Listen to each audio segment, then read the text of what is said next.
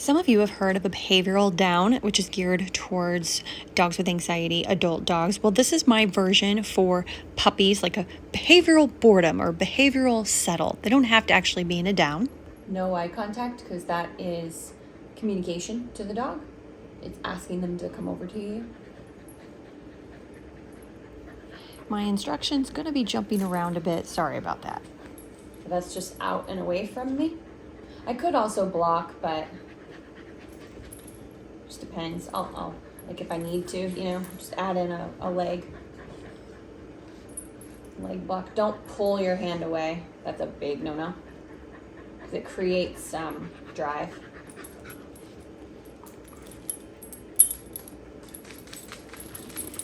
You guys should know I've sped up a lot of moments in this video, only cut a little bit.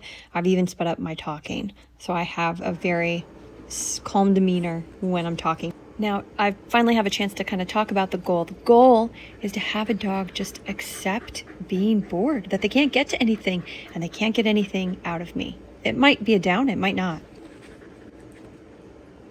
So I got a really brief settle, but honestly, he was just looking around for something to get at. So I have still not gotten a settle, like an actual settle down where he just kind of accepts boredom and hanging out. He's still thinking about all the things he can get into. So I try to not do any pops. It might look like it here just because it's sped up. But what I do have to do, he's so strong and defiant and resilient and not sensitive, is I do have to increase leash pressure sometimes. So I'll start with pressure, but then I have to start to, like you saw right there, I have to start slowly increasing pressure because he's digging into opposition reflex. And so, sorry, I don't have a better visual on him right here, but I really am just rinse and repeat. It wears the brain down. So this is only his second time doing it. And yes, he is tired. That's important. Do this with a tired puppy.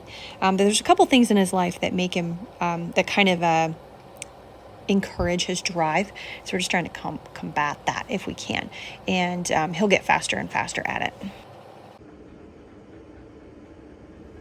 You definitely don't want a puppy that has to be entertained all the time. You want to practice this, but I will say I've come across some puppies that from a genetic standpoint, they just cannot hardly settle, even if they're tired, unless they're crated or put away. So if you're really struggling with this and you're just like, why is this not working for me and my dog, my puppy, what's wrong with my puppy? It could be a number of things. You could be nurturing too much arousal, too much play without enough boundaries and kind of rules. And you might not be doing blocking yet, like spatial pressure, which is very important for young puppies. So those things could help, absolutely. But sometimes there's absolutely, or oftentimes there's a genetic component to just naturally how easy it is to settle a puppy and teach them how to be bored. So I do want you to keep that in mind. Like sometimes I can back tie a puppy and they can learn to self-soothe like that. They figure it out super easy.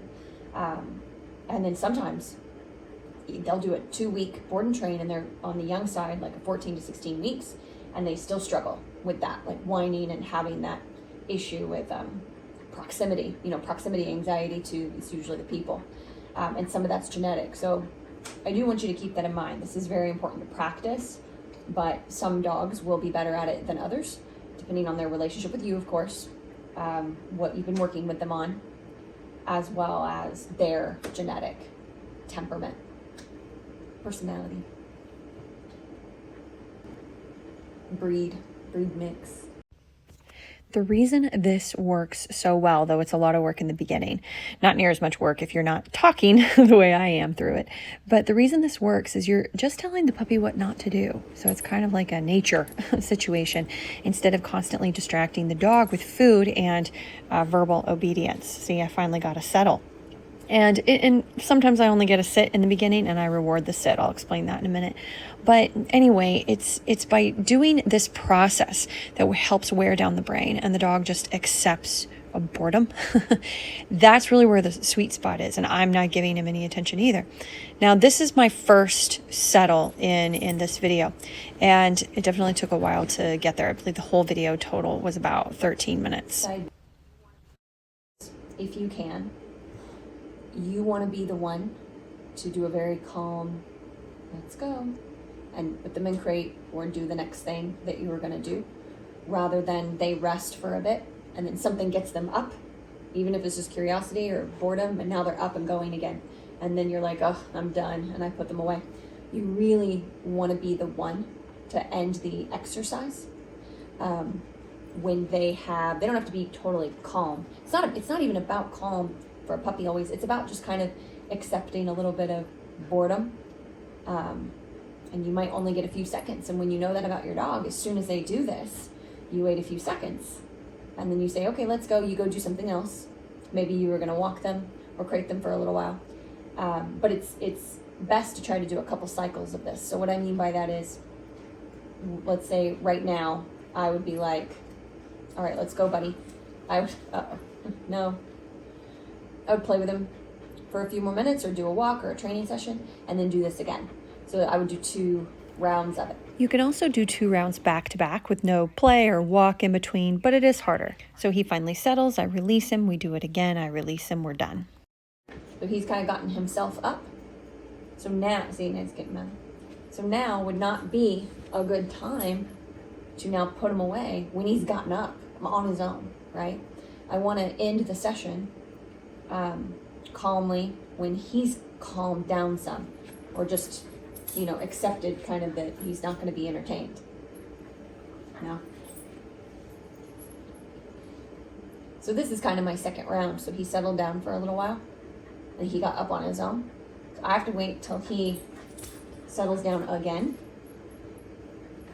before I release him from the exercise and we're finished. In a perfect world. I know it can't always go that way, but you want to nurture a calmer family dog, especially if you have a drivey dog. And he does have some confident pushiness in some ways. I know he just looks like a cute, lovable retriever, but he's got an edge to him for sure. But especially you guys out there that are getting like, no.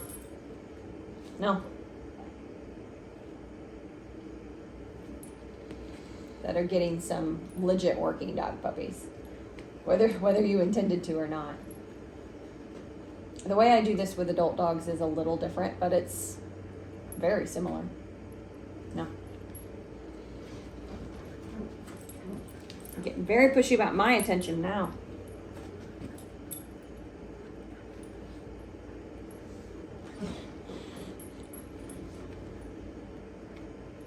No. The first round was all about everything else. Now he's trying to get me involved.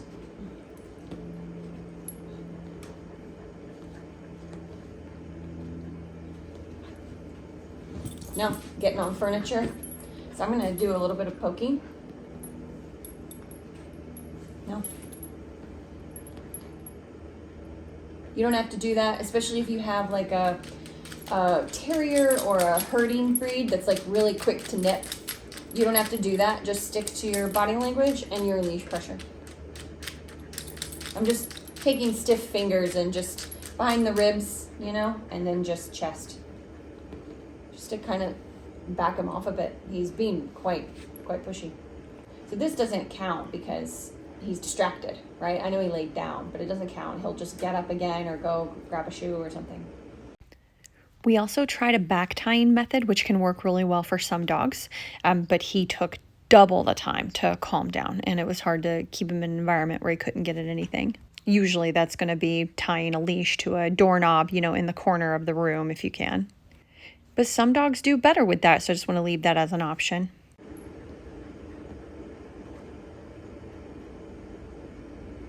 Now, yes, I could speed this up by just having him DOWN, but he'll just get up again because the brain's not relaxed, not calm. No. Now, if you feel like this is just not working for you, you need to build moments of leverage in other parts of your day to see an improvement. But I can give you some ideas right now. First of all, teach place and put the dog on a cot. Teach the dog on a dog cot. place with blocking, with a balanced methodology of food, leash, spatial pressure, and blocking. And then do this, but with a cot underneath the dog. Same exact thing, probably a little bit more blocking to keep them on the cot, but it will happen faster. And as you can see, it will happen eventually, even if not. It's just some dogs are really challenging. And you can use food with puppies under 5-6 months old. It should just be in such a boring way, and the dog is already settled on their own, and then you're just right there. Good. Go right to them. Don't let them lean up or out. You put the food right in front of their nose, and you can say a really calm, good. And then if they pop up, you know food is too exciting. Instead of building focus, it's building excitement. Forget it. Some dogs, it builds focus, and sometimes it's how they've been worked with as well. And so it can be good to use a piece of food, pause for 10 seconds, good, pause, another piece of food. That can be helpful with really spacey dogs or really young puppies. It's just, you got to play around. How do different things affect your dog? And I'm just going to repeat this sequence so you can see how I release him, and we're done. He goes back to crate, or we go and do something else. To just be like, all right, let's go. And we just calmly go back to crate.